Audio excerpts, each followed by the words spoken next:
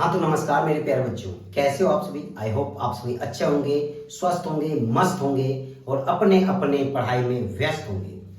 चलिए आज हम आप लोग को फिजिक्स पढ़ाएंगे। फिजिक्स में पहला चैप्टर प्रकाश का परावर्तन। ठीक है, तो फिजिक्स को स्टार्ट करने से पहले आपको पढ़ना होगा कि विज्ञान के बारे में कुछ। ठीक है, क्योंकि जो फिजिक्स पढ़ेंगे वो किसके अंतर्गत आता है, विज्ञान के अंतर्गत आता है, मतलब साइंस के अंतर्गत आता है। ठीक है ना, तो साइंस के अंतर्गत आता है, बोले हाँ। तो सबसे पहले समझिए विज्ञान शब्द जो है कहां से लिया गया। तो विज्ञान शब्द जो होता है साइंटिया से लिया गया। देखिएगा, कोई दिक्कत है नहीं ना। अब आते हैं भौतिकी। भौतिकी शब्द जो है ग्रीक भाषा फ्यूसिका से लिया गया। कहां से लिया गया बोलिएगा, फ्यूसिका से लिया गया, जिसका अर्थ होता है प्रकृति। कोई दिक्कत यहां तक में नहीं ना। चलिए ठीक है, अब समझते हैं कि सर फिजिक्स किसे कहते हैं। तो ध्यान से देखिएगा बच्चों, मतलब भौतिकी।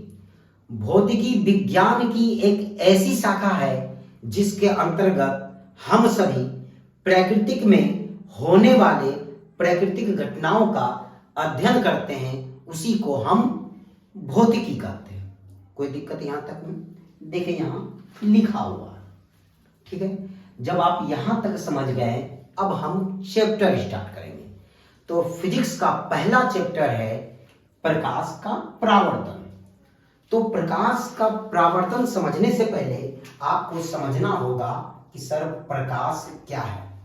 जब आप प्रकाश समझ जाइएगा तो प्रकाश का परावर्तन भी आप समझ जाइएगा। तो ध्यान से देखिएगा, सर प्रकाश क्या है। प्रकाश एक प्रकार का ऊर्जा है। क्या है, प्रकाश एक प्रकार का ऊर्जा है जो हमें किसी वस्तु को देखने में क्या करता है, हेल्प करता है, मदद करता है। मान लिया जाए ये कोई वस्तु है कोई दिक्कत नहीं, और ये अंधेरा में रखा हुआ, बोले हाँ। इस पे जैसे ही टॉर्च डालेंगे तो टॉर्च से जैसे ही किरण यहां पे जाएगा तो ये रिफ्लेक्ट होकर हमारे आंखों पे आएगा, और जैसे ही आंखों पे आएगा तो हम इस वस्तु को आसानी से क्या कर लेंगे, देख लेंगे।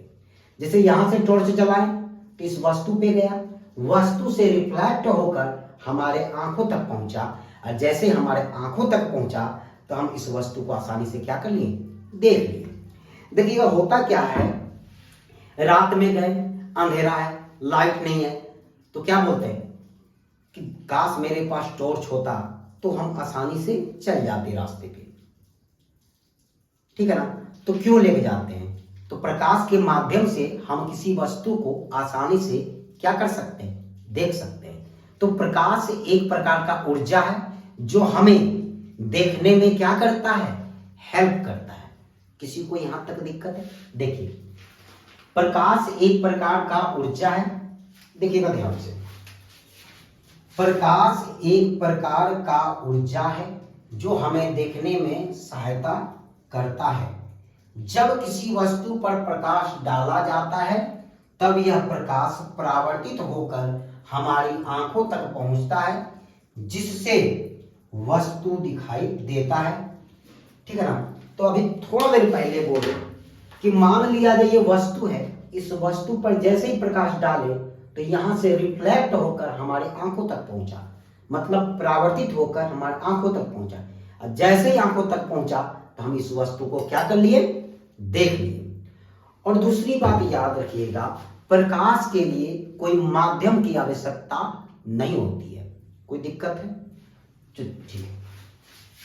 तो देखिएगा, इसको गमन करने के लिए किसी भी प्रकार की माध्यम की आवश्यकता नहीं होती है। अब देखिएगा प्रकाश का दूसरा डिफिनेशन, परिभाषा क्या बोलेंगे।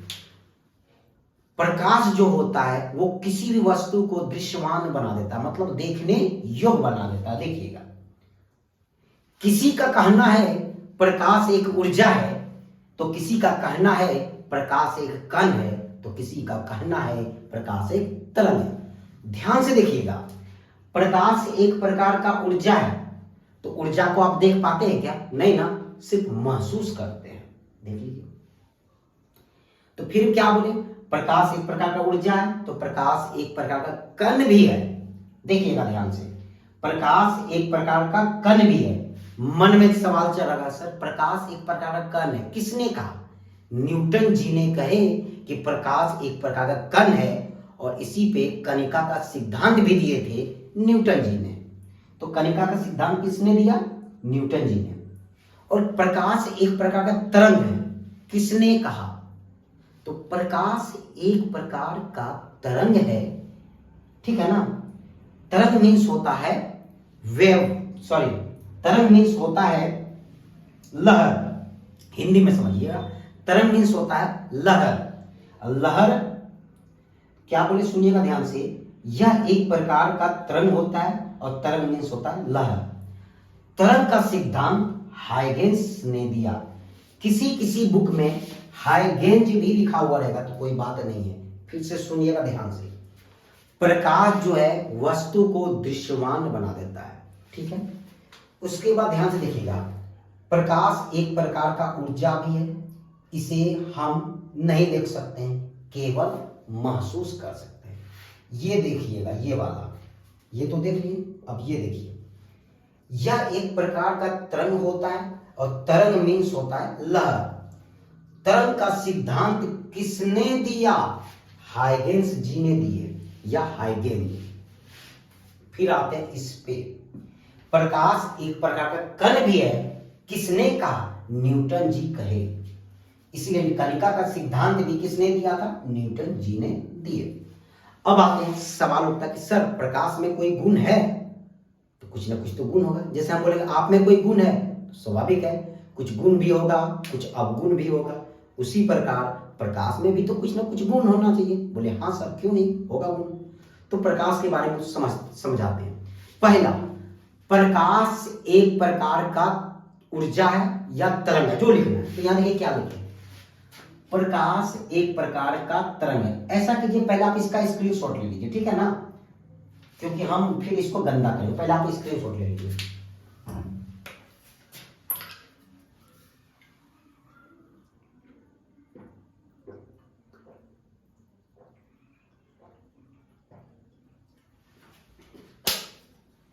उम्मीद करते हैं स्क्रीनशॉट आप ले चुके होंगे, ठीक है। देखिएगा, प्रकाश एक प्रकार का तरंग है, अभी पढ़ाए थे, प्रकाश एक प्रकार का तरंग है, एकदम सही। प्रकाश एक प्रकार का कण भी है, किसने कहा था? न्यूटन जी ने। प्रकाश एक प्रकार का ऊर्जा भी है, ये तीनों तो आपको याद हो गया होगा। प्रकाश एक प्रकार का कण है, प्रकाश एक प्रकार का तरंग है, प्रकाश एक प्रकार का ऊर्जा, ये तीनों छप गया होगा दिमाग में आपका। चलिए आगे, यह निर्वात में भी गमन करता है। प्रकाश जो है किसमें गमन करता है बोलिएगा? निर्वात में भी गमन करता है, ठीक है। फिर आगे बढ़िए,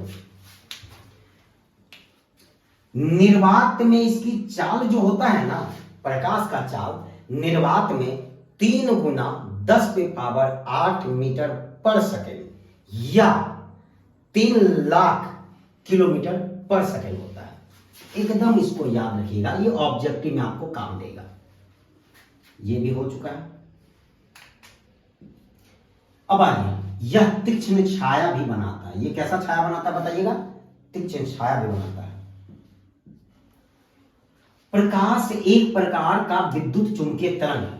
प्रकाश जो है एक प्रकार का विद्युत चुंबकीय तरंग है। फिर से देखिएगा, पूरा रिवीजन करवाते हैं। प्रकाश एक प्रकार का क्या है? तरंग है। प्रकाश एक प्रकार का कण है। प्रकाश एक प्रकार का ऊर्जा है। प्रकाश निर्वात में भी गमन करता है। निर्वात में प्रकाश की चाल 3 गुना 10⁸ मीटर पर सेकेंड या 3 लाख किलोमीटर पर सेकेंड होता है। उम्मीद करते हैं यहां तक आपको याद हो चुका होगा। और यह तीक्ष्ण छाया भी बनाती है। फिर आगे बढ़िए, प्रकाश देखिए ध्यान से, प्रकाश एक प्रकार का विद्युत चुंबकीय तरंग भी है, ठीक है। प्रकाश सरल रेखा में गमन करती है, मतलब सीधी रेखा में गमन करती है। ठीक है। प्रकाश जो है टेढ़ी मेढ़ी रेखा में या सीधी रेखा में, सीधी रेखा में गमन करते हैं। फिर आगे बढ़िए, ये वाला देखिएगा, प्रकाश कण के रूप में क्या है, फोटोन। एकदम याद रखिएगा, ऑब्जेक्टिव में पूछा जाता है। प्रकाश के गति का पता सबसे पहले किसने लगाया, ये भी ऑब्जेक्टिव में पूछा जाता है। प्रकाश के गति का पता सबसे पहले रोमर जी ने लगाए। कौन लगाए थे बोलिएगा, रोमर जी, ठीक है। फिर आगे बढ़िए,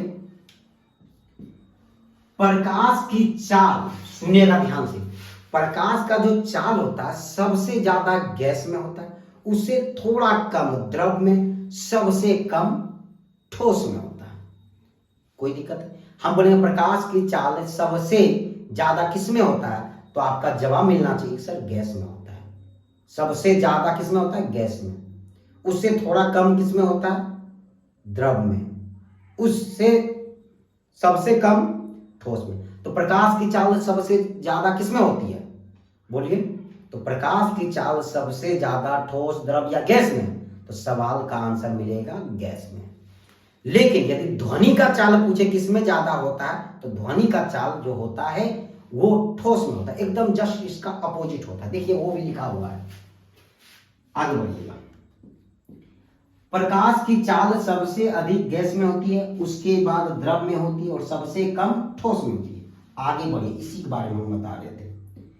प्रकाश की चाल ध्वनि की चाल की विपरीत होती है, एकदम सही बात है।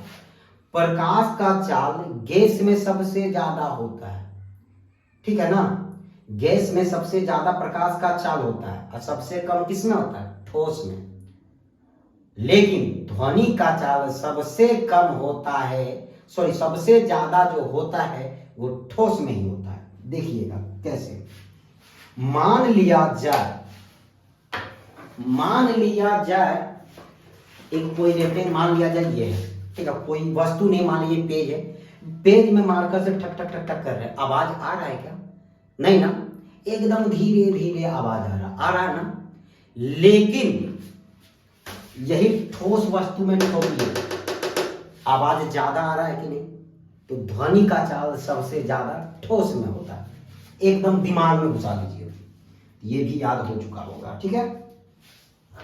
फिर आगे बढ़िएगा, सूर्य का प्रकाश, जो सूर्य का जो प्रकाश होता है पृथ्वी तक पहुंचने में लगभग 8 मिनट 16 सेकंड लगता है।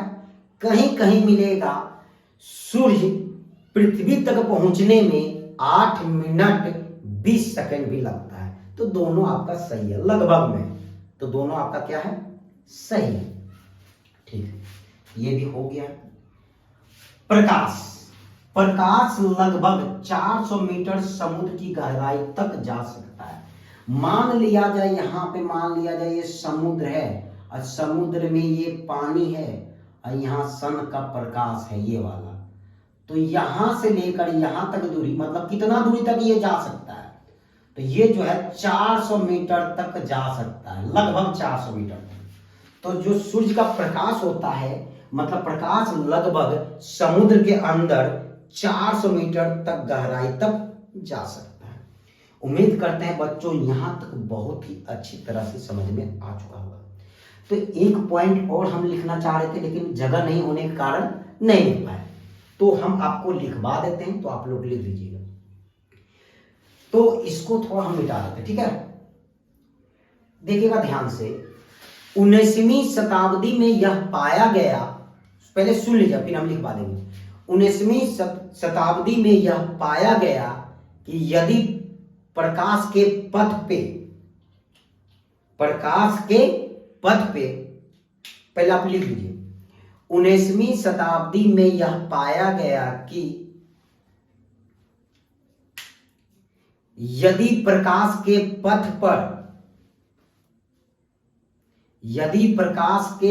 पर कोई अपारदर्शी पदार्थ को रख दिया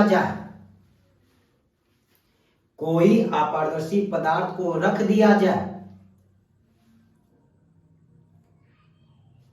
तो